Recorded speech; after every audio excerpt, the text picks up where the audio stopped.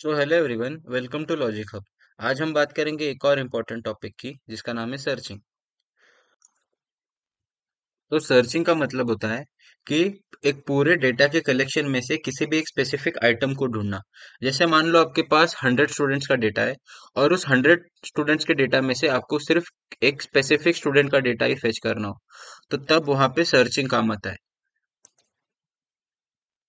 Searching के mainly दो types होते हैं। एक है लीनियर सर्च और एक है बाइनरी सर्च। आज हम सिर्फ लीनियर सर्च के बारे में बात करने जा रहे हैं। लीनियर सर्च एकदम सिंपल होता है। यहाँ पे हम डेटा को एक एक करके चेक करते हैं जब तक हमें हमारा रिक्वायर्ड आइटम मिल नहीं जाता। चलिए हम इसे एक एग्जांपल से समझते हैं। मान लीजिए हमारे पास एक बॉक्स है जिसमें मल्टीपल कलर के बॉल्स प्रेजेंट है, बट हमें एक रेड कलर का बॉल ढूंढना है। हमें पता नहीं है कि रेड कलर का बॉल कहाँ पे है। तो हम क्या करेंगे, उस बॉक्स में से हर एक बॉल को निकाल कर चेक करेंगे कि अगर वो हमारे रिक्वायर्ड आइटम से मैच करता है कि नहीं, मतलब कि वो एक रेड बॉल है या नहीं। और जब तक हमें वो मिल नहीं जाता, हमें ये प्रोसेस कंटिन्यू रखनी है। ये प्रोसेस तब तक कंटिन्यू रहेगी जब तक कि बॉक्स में से सारे बॉल्स खत्म नहीं हो जाते, या फिर हमें हमारा रेड कलर का जो बॉल है, जो रिक्वायर्ड आइटम है, वो मिल नहीं जाता। सो अब हम इसे एक एरे की मदद से समझते हैं कि लीनियर सर्च एरेज में एलिमेंट ढूंढने के कैसे काम आता है। सो लेट अस कंसिडर हमारे पास एक एरे है जिसकी साइज 5 है, मतलब उसमें 5 एलिमेंट स्टोर होंगे। So let us consider a target number 4, कि हमें इस एरे में से एलिमेंट 4 को ढूंढना है। तो लीनियर सर्च यहाँ पे कैसे काम करेगा, वो इस एरे के फर्स्ट इंडेक्स, मतलब जीरोथ लोकेशन से लेकर इस एरे की लास्ट इंडेक्स, मतलब फोर्थ पोजीशन तक रन होगा।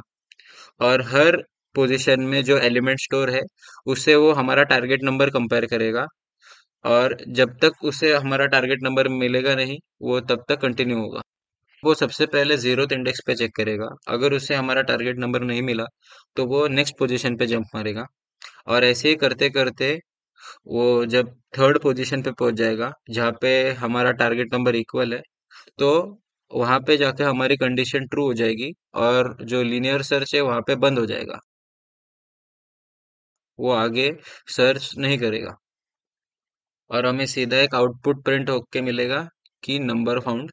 इसमें हम चाहे तो कौन से पोजीशन पे हमें हमारा एलिमेंट मिला वो भी प्रिंट करा सकते हैं with the help of integer I. तो चलिए अब इस लॉजिक की मदद से हम हमारा लीनियर सर्च का कोड लिखते हैं। तो सी प्लस प्लस में कोड करते वक्त हमें कुछ लाइब्रेरीज और हेडर फाइल्स को मेंशन करना पड़ता है। वो क्यों मेंशन करना पड़ता है, वो हमने पिछली वीडियो में डिस्कस कर लिया था।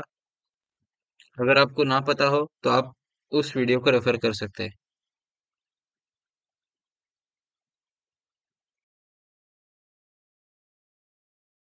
मेन फंक्शन में हम एक इंटीजर एरे ले लेते हैं जिसमें हम 10 एलिमेंट्स रखेंगे। पहले हम देखेंगे कि मोस्ट ऑफ द टाइम लोग कैसी गलती करते हैं जब भी कभी वो फॉर लूप के अंदर कंडीशन की मदद से कुछ वैल्यूज प्रिंट करना चाहते हैं। तो चलिए एक फॉर लूप लेते हैं जिसमें एक इंटीजर आई जो 0 से लेकर लेस देन 10 तक रहेगा। अ, उसमें हम एक इफ कंडीशन लगाएंगे कि if A R R of I is equal to हाँ। अभी हमने एक टारगेट नंबर नहीं लिया, एक इंटीजर टारगेट नंबर ले लेते हैं, 5। ओके।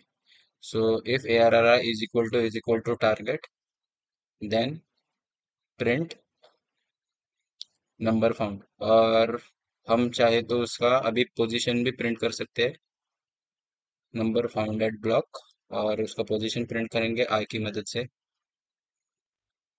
अगर हम एल्स कंडीशन भी फॉर लूप के अंदर ही लिख देंगे कि अगर हमें जो हमारा टारगेट नंबर है वो अरे के अंदर नहीं मिला, तो हमें क्या प्रिंट करना है, अगर वो भी कंडीशन हम फॉर लूप के अंदर प्रिंट करेंगे, तो देखिए कैसा आउटपुट आता है। अभी आप देख सकते हैं हमें किस तरह का आउटपुट मिल रहा है। एल्स कंडीशन फॉर लूप के अंदर लगाने की वजह से एक प्रॉब्लम हो रहा है कि जिस भी पोजीशन में अगर हमें टारगेट नंबर ना मिले, तो वहां पे हमारा एल्स कंडीशन में जो आउटपुट है वो प्रिंट होके आएगा कि नंबर नॉट फाउंड। उससे बचने के लिए हम एक काम कर सकते हैं, एक फ्लैग वेरिएबल ले सकते हैं जो बुलियन वैल्यू स्टोर करता है। उसमें हम डिफॉल्ट वैल्यू फॉल्स रखेंगे, और जब भी हमारा टारगेट नंबर एरे के अंदर हमें मिल जाएगा, तब हम उस फ्लैग वेरिएबल की वैल्यू चेंज करके ट्रू कर देंगे। ब्रेक कीवर्ड हम इसलिए यूज जब ताकि जब भी हमें हमारा आउटपुट मिल जाए, हम फॉर लूप के बाहर आ जाए।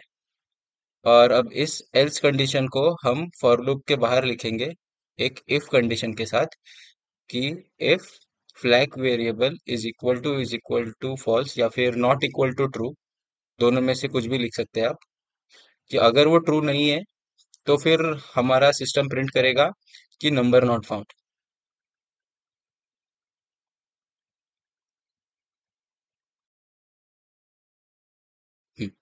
सो अब आप देख पा रहे हैं कि हमें हमारा नंबर मिल रहा है एट ब्लॉक 5।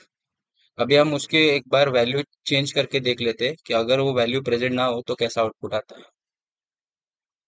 देखिए, अभी 15 हमारे एरे में प्रेजेंट नहीं था, इसलिए हमें आउटपुट मिला नंबर नॉट फाउंड।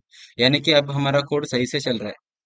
सो आज के सेशन में हमने देखा सर्चिंग क्या होती है, और उसका एक टाइप लीनियर सर्च कैसे काम करता है। लीनियर सर्च सिंपल है लेकिन थोड़ा स्लो होता है। अगले वीडियो में हम देखेंगे बाइनरी सर्च, जो एक फास्ट और एफिशिएंट मेथड है, लेकिन उसके लिए डेटा सॉर्टेड होना जरूरी होता है। Till then, if this video made linear search clear for you, please do not forget to like the video and subscribe to Logic Hub for more such easy to understand coding concept. See you in the next one.